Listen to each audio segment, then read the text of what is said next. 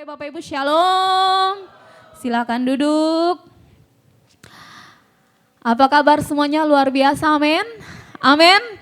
Nah Bapak Ibu, kalau simak dengan baik dari awal pujian dinaikkan itu tentang bagaimana katong percaya kepada Tuhan bahwa dialah Allah yang tidak akan pernah meninggalkan katong, amin Bapak Ibu.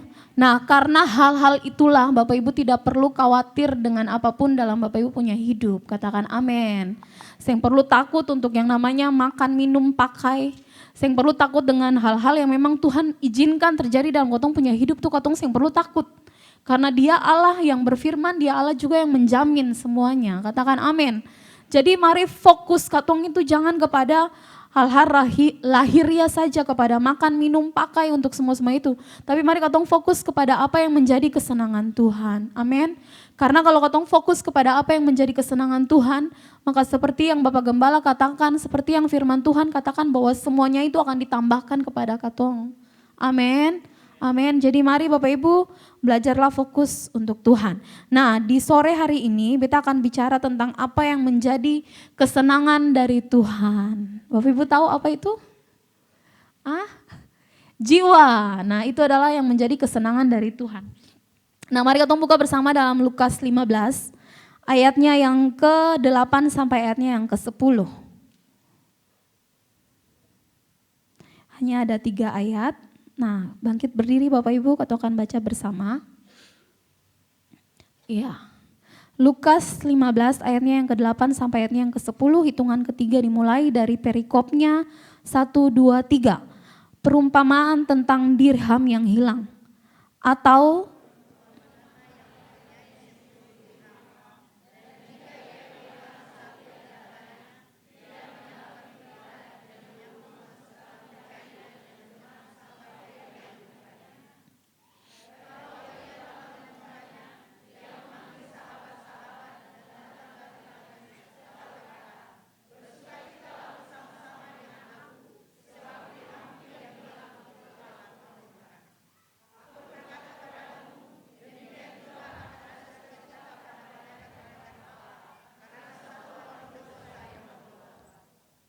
amin. Ya, silakan duduk Bapak Ibu. Nah ini merupakan kelanjutan dari khotbah yang kemarin yang Pak Wariun sampaikan, yaitu tentang domba yang hilang. Jadi ada 3 perumpamaan yang saling terkait satu dengan yang lain, yaitu tentang domba yang hilang, dirham yang hilang, dan anak yang hilang. Nah ketiga perumpamaan ini tuh punya makna yang sama atau punya satu tujuan yang sama, yaitu menggambarkan apa yang menjadi tujuan dari Tuhan Yesus datang ke dunia ini, yaitu untuk menyelamatkan yang hilang, katakan amin. Jadi diceritakan bahwa pemungut cukai itu datang mendengarkan Tuhan mengajar, lalu orang-orang Farisi itu mulai bersungut-sungut, lalu bilang kenapa mesti ada orang-orang ini, kayak gitu. Lalu Tuhan mulai menyampaikan perumpamaan, 3 perumpamaan. Yang pertama yaitu tentang bagaimana domba yang hilang. Dikatakan apakah kalau ada satu yang hilang dari 100 sisa 99, apakah dia tidak akan mencari? Dia pasti akan mencari yang satu itu. Dan adakah perempuan yang kalau dia kehilangan satu dari 10 dirhamnya lalu dia tidak mencari, dia akan tetap mencari. Dan perumpamaan yang ketiga yang Tuhan Yesus tutup yaitu tentang bagaimana anak yang hilang itu. Nah ada 3 hal yang akan katong pelajari dari perumpamaan ini.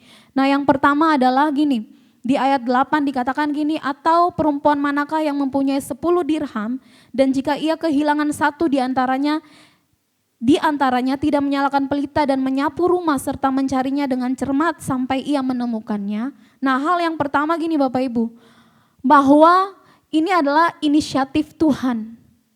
Mencari jiwa yang terhilang itu adalah inisiatifnya Tuhan, katakan amin.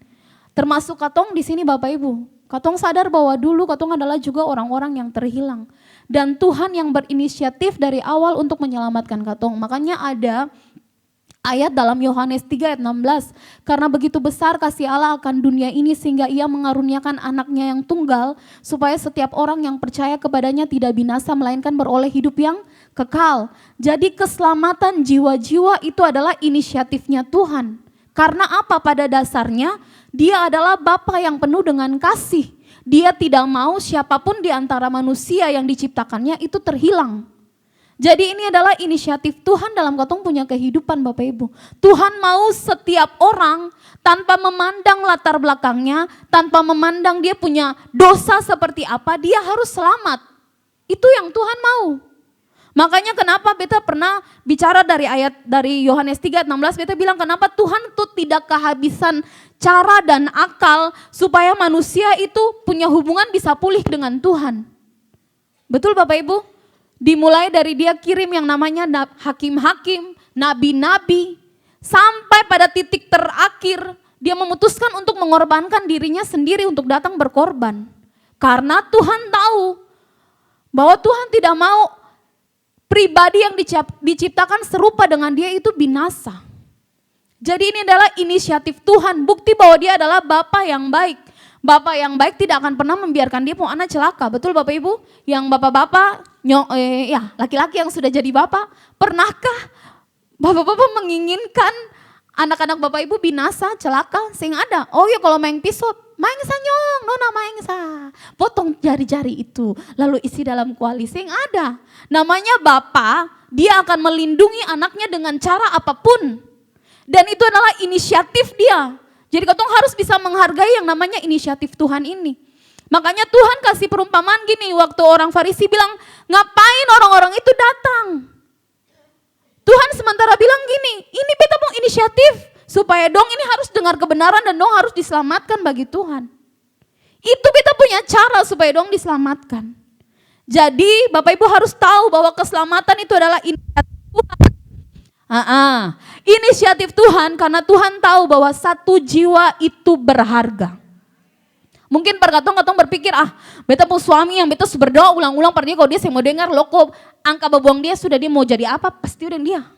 Beta pun tetangga nih bodoh amat lah kayak gitu. Tapi Tuhan tahu bahwa satu jiwa itu berharga.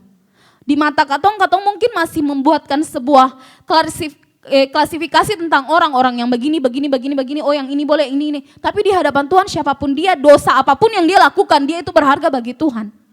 Makanya Tuhan mau datang untuk menyelamatkan. Nah, apakah pikiran itu juga ada dalam katong punya pikiran? Bahwa orang yang berdosa di luar sana, beta punya keluarga, beta punya teman, beta punya tetangga itu berharga atau seng? Itu pertanyaannya. Kalau untuk Tuhan, jelas berharga sampai Tuhan mau mati. Tapi sekarang kembali katong nih yang sudah menerima kasih karunia Allah, apakah katong menganggap orang di luar sana itu berharga atau seng? Kalau katong tahu dong itu berharga, maka katong akan tetap mengabarkan Injil keselamatan. Tapi kalau katong rasa bahwa bodoh amat lah, yang penting beta selamat saja mau. Yang penting beta masuk surga.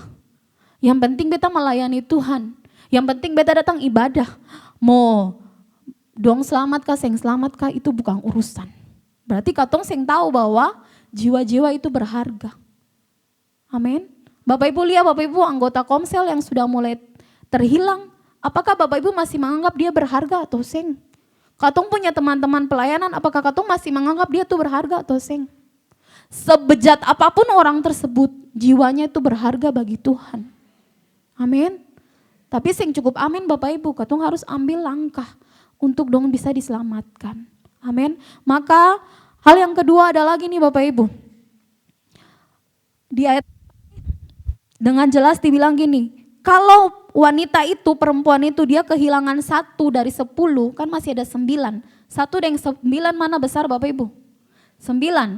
Tapi dia kalau 1 hilang, maka dia akan menyalakan pelita, menyapu rumah, serta mencarinya dengan cermat sampai ia menemukannya. Nah artinya gini, ada sebuah usaha, ada sebuah kegigihan yang dilakukan untuk mendapatkan dirham tersebut yang hilang. Bapak Ibu bayangkan kalau pakai pelita, lalu mesti menyapu pelan. Nah, tolong mic-nya. Harus menyapu pelan-pelan, lalu lihat baik-baik. Ini akan kabukang, cari baik-baik. Kalau anggap pasti, bodo amat lah masih ada sambilang. Tapi untuk wanita tersebut 1 ini kalau hilang, itu kerugian besar. Nah pernah seng katong berpikir bahwa jangan sampai ada yang hilang. Kalau itu sesuatu yang berharga dalam hidup Bapak Ibu, kalau Bapak Ibu kehilangan itu, Bapak Ibu perasaan bagaimana? khawatir, cemas. Nah Bapak Ibu lihat orang-orang di sekitar katong yang belum mengenal kebenaran, keluarga katong, pernahkah Bapak Ibu punya rasa khawatir, keseng, cemas? Jangan-jangan sampai nanti dia keluar, dia dapat tabrak dari auto, dia belum dengar firman Tuhan, dia mati. Punya itu seng Bapak Ibu perasaan seperti itu. Gigih kaseng para kasih tahu, makanya tadi kita bilang, gigih seng par bilang, ayo bertobat, ayo bertobat. Ataukah katong merasa bahwa sudahlah, 1 kali su bicara, 2 kali su bicara, 3 kali su bicara, seng mau dengar, yo wes lah. Tapi kalau itu adalah sesuatu yang berharga, Bapak Ibu akan kejar apapun caranya sampai ditemukan. Nah itu yang Tuhan umpamakan dalam perumpamaan. Wanita itu tahu bahwa 1 dirham itu penting dan berharga. Jadi apapun terjadi dia akan pasang pelita, dia akan sapu, dia akan cari dengan cermat. Artinya tidak, orang bilang sehingga ada 1 tampak atau jiku-jiku rumah lah yang terlewatkan. Karena apa? Itu adalah sesuatu yang berharga. Biar mata lihat sampai mata rasa-rasa mau keluar, siapa apa yang penting akan dirham itu dapat. Lalu katong bagaimana Bapak Ibu? Katong punya perasaan itu sing takut kehilangan kesing. Kira-kira kita pun anak komsel ini kalau dia sing selamat bagaimana? Atau kayak lokobay sudah ada pada kambing-kambing, lokobay domba-domba sekambing pergi saja. Atau katong punya perasaan seperti itu Bapak Ibu? Atau katong akan gigih apapun terjadi. Dia harus selamat. Amin. Apapun terjadi biar beta ditolak, beta di apapun, dia harus selamat. Dengan cara bagaimanapun orang itu harus diselamatkan. Walaupun dia mau kepala batu, bis tungkir kah apakah, diselamatkan. Amin. Bapak Ibu yang gembala sel, mari cari itu. Amin. Katong punya keluarga, katong punya sahabat. Apakah katong gigih sing menemukan dia kembali yang hilang? Yang hilang itu harus ditemukan kembali. Jangan hilang loko hilang ke situ. Daripada bikin kepala sakit. Daripada bikin pastiu banyak. Bicara sama saya sampai mulu-mulu su basuer. Loko beta serahkan per Tuhan. Jujur beta juga pernah mendoakan beta punya jemaat begitu Bapak Tuhan, beta serahkan per Tuhan sudah. Tapi hati ini juga, ayo Tuhan kalau diserahkan lalu dia kenapa bagaimana? Katunjuk yang susah atau gembala yang susah. Kalau domba itu terjerat, dia masuk jurang, siapa yang susah Bapak Ibu? Gembala yang susah. Tuh mesti rawat dia, mesti ini dia. Susah Bapak Ibu. Mari katon cari yang sudah mulai hilang itu. Memang hati sakit lah ya, maksudnya bagaimana ya? Pelayan-pelayan, anak ini nih bagaimana? Tapi gitu, katong harus tahu bahwa 1 jiwa itu berharga. Sampai hilang dari pelayanan saya itu sesuatu yang luar biasa. Apalagi hilang dari keselamatan. Makanya mari Bapak Ibu, carilah yang hilang itu, temukan dia. Amin. Amin. Nah jangan kasih biar Bapak Ibu. Sepanjang nafas masih ada dalam dia punya kehidupan, artinya rencana Tuhan dalam dia punya hidup itu belum berakhir. Nah bagaimana katong bisa mengakhiri orang lain punya hidup seperti itu Bapak Ibu? Bukankah katong ada di tempat ini juga karena Tuhan begitu gigih par katong? Amin. Ada katong punya pemimpin-pemimpin rohani yang begitu gigih par katong supaya katong sing terhilang. Lalu kenapa untuk orang lain katong sing gigih berjuang supaya dia itu bisa kembali lagi? Bisa datang ibadah, bisa melayani kembali. Kenapa katong sing gigih? Kenapa katong harus menyerah? Bukankah ada satu pribadi yang tidak pernah menyerah par katong Bapak Ibu? Bukankah ada orang-orang di sekitar katong juga yang tidak pernah menyerah dengan katong? Bapak Ibu silakan selidiki, Bapak Ibu punya hidup. Apakah saat Bapak Ibu terhilang tuh lalu Tuhan bilang ya sudah lo kok usah terhilang sudah. Seng tuh Tuhan akan memakai segala cara lewat orang-orang yang ada di sekitar katong supaya katong bisa kembali. Lalu katong bagaimana melihat orang lain? Apakah katong cuma melihat kesalahannya? Apakah katong cuma melihat dosanya? Tanpa katong memperhitungkan bahwa 1 jiwa itu berharga bagi Tuhan. Kalau dia sampai binasa, katong juga punya andil di situ karena katong tidak memberitakan apa yang menjadi kebenaran. Amin Bapak Ibu. Jadi beta berharap lewat firman ini, katong tahu bahwa hati Tuhan itu, jiwa-jiwa itu penting sampai dia bisa rela berkorban mati untuk katong. Karena 1 jiwa itu berharga bagi Tuhan. Dan hal yang ketiga Bapak Ibu di ayatnya yang ke-10. Ayat 9 dan 10.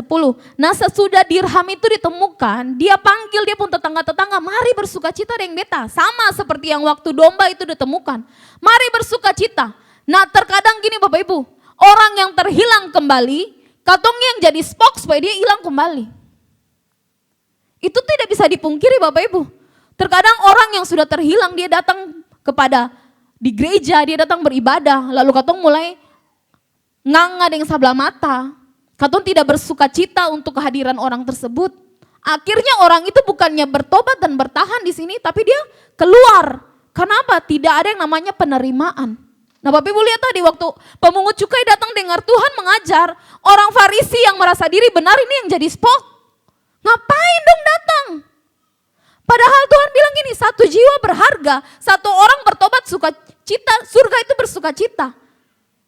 Tuhan panggil untuk bersukacita nih, yang hilang sudah kembali. Tapi katong seng, yang hilang kembali, katong bikin segala macam cara supaya orang itu keluar. Karena apa? Katong rasa katong pun diri benar. Seng bisa itu bergaul yang orang kayak begitu. Lalu katong mulai ungkit segala macam dia pun perbuatan nih. Tuhan saya seng pernah ungkit katong pun perbuatan. Kenapa katong mesti ungkit-ungkit orang punya perbuatan yang sudah berlalu? Kenapa katong harus menjadi syah untuk orang tersebut, sehingga orang tersebut selalu merasa dirinya adalah orang berdosa. Padahal katong harus bisa menerima dia. Beta tidak bilang untuk kompromi dengan dosanya, tidak. Beta bilang katong harus bisa menerima orang tersebut punya keberadaan dan membantu dia untuk bisa bangkit dan bertahan dalam kebenaran. Bapak Ibu kira bahwa orang yang berdosa itu lalu mau suka hidup dalam dosa. Orang bikin dosa, bikin salah pun, orang tersebut punya alasan dan katong harus tahu alasannya apa. Dan katong ada di sini sebagai teman, sebagai sahabat, sebagai keluarga.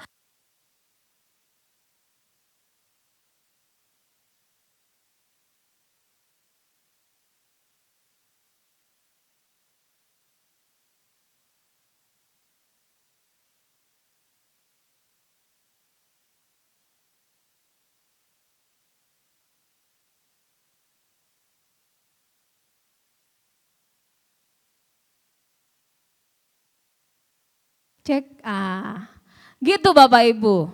Memang akan tinggi langsung kan lu, cung. Ya, karena itu Bapak Ibu. Terkadang orang sudah melakukan sesuatu yang salah, sudah dimenangkan, dibawa ke gereja, tapi katong yang sebagai gereja itu sendiri tidak bisa memberikan sebuah rasa aman dan penerimaan. Akhirnya orang tersebut yang tadinya mau berubah, dia merasa oh ya sudah beta nih orang berdosa selama-lamanya dan dia kembali kepada dosanya. Bisa saya katong mampu bersuka cita dengan orang yang hilang ditemukan kembali. Ataukah katong akan bilang, subale tuh nanti pilai. Nah betul akhirnya dia pisah lama-lamanya. Tahu Bapak Ibu? Tapi mari gini, yang sudah hilang ditemukan kembali dan katong jaga supaya dia tidak hilang kembali. Amin. Karena satu jiwa itu berharga. Jangan sampai kadang katong pun lalu satu jiwa tuh dia lenyap. Katong punya ekor-ekor mata nganga orang, lalu orang itu pergi. Katong punya cara. Kadang-kadang tuh mata lebih tajam dari mulu Bapak Ibu. Toh? Jadi beta berharap Bapak Ibu, satu jiwa tuh berharga. Tuhan tuh tidak main-main dengan yang namanya keselamatan. Tapi katong terkadang jadi penghalang orang bisa menikmati keselamatan. Karena rasa diri betul, rasa diri lebih baik. Lalu suseng bersaksi, orang yang hilang datang, katong bikin orang itu hilang. Padahal katong tuh seng bersaksi. Cuma duduk diam manis dalam gereja. Orang lain yang bekerja keras untuk orang tersebut diselamatkan, orang tersebut sudah datang, lalu katong jadi spok, lalu orang itu pergi lagi. Katong pun dosa berkali-kali ganda. Suseng bersaksi, bikin orang hilang. Dan katong tidak sadar bahwa satu jiwa itu berharga bagi Tuhan. Nah lewat firman Tuhan ini Bapak Ibu, Tuhan tuh yang pernah ngomong yang enak-enak ya Bapak Ibu. Tuhan dari awal sudah tahu bahwa misinya datang ke dunia adalah supaya orang itu diselamatkan, dunia ini diselamatkan. Nah katong harusnya tahu itu tujuan itu. Nah kalau katong tahu tujuan itu, katong tahu bahwa keselamatan itu adalah inisiatif Tuhan, katong harus ambil bagian dalam hal tersebut. Dalam Roma 10 ayat 14.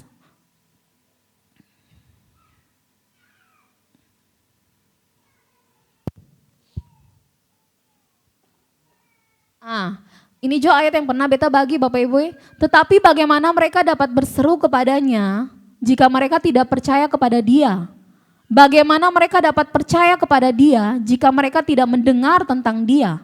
Bagaimana mereka mendengar tentang Dia jika tidak ada yang memberitakannya? Jadi Bapak Ibu, orang-orang di luar sana itu bisa percaya kepada Tuhan kalau dong dengar firman. Tapi kalau saya ada orang yang kasih tahu per dong mau dengar apa, lalu dong mau percaya apa? Makanya itu adalah bagian katong untuk mewartakan Injil keselamatan. Amin. Jangan putus asa. Mari katong gigih berjuang sampai jiwa tersebut diselamatkan. Amin. Dan berikutnya adalah Bapak Ibu, kalau jiwa itu yang hilang sudah kembali, jangan katong usir kembali. Amin. Mari katong jadi keluarga, jadi sahabat, jadi teman yang membantu orang tersebut untuk tetap bisa berdiri dan bertahan. Sampai dia pun kaki itu bisa berdiri kuat. Jangan katong menjadi orang-orang yang membuat dia juga akhirnya, oh ya sudah memang beta sebegini sudah saya bisa berubah lah, beta saya bisa diterima. Katong harus bisa menerima orang-orang seperti itu Bapak Ibu. Karena katong pun dulu juga adalah orang-orang yang terhilang. Sehingga ada satu manusia pun dalam ruangan ini yang benar, maksudnya benar dalam arti sempurna ya. Katong semua ini adalah produk-produk kasih karunia. Kalau katong sudah menikmati kasih karunia, harusnya katong juga harus bisa mewartakan Injil keselamatan sehingga orang lain juga bisa menerima kasih karunia Allah. Nah,